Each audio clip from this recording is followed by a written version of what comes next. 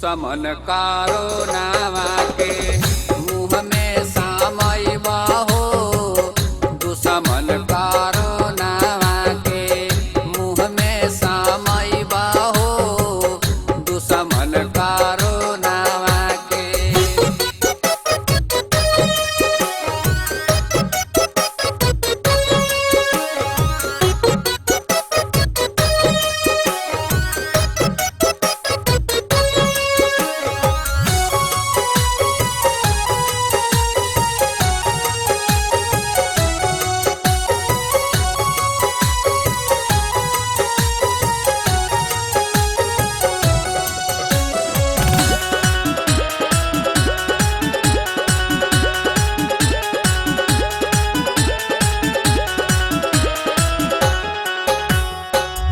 कहेलन विनोद व्यास गानवा में गाई के।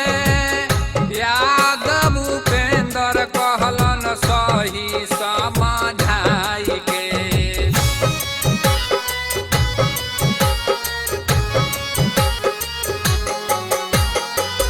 कहेलन विनोद व्यास गानवा में गाई के।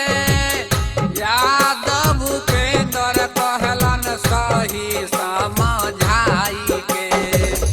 फोकट में सुंदर तनवा, फोकट में सुंदर तनवा ओही जे गमैबा हो। फोकट में सुंदर तनवा ओही जे गमैबा हो। दुश्मन कारो नावा के मुँह में सामयबा हो। दुश्मन कारो नावा के मुँह में सामयबा हो। दुश्मन कारो नावा के मोदी जी के पारल रेखा, मोदी जी के पारल रेखा पार जानी करवा हो। मोदी जी के पारल रेखा पार जानी करवा हो। दुश्मन कारो नावा के मुँह में सामयबा हो। दुश्मन कारो नावा के मुँह में सामयबा हो।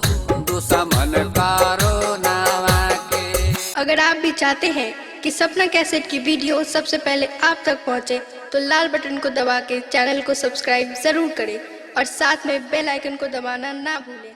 सपना रिकॉर्डिंग स्टूडियो।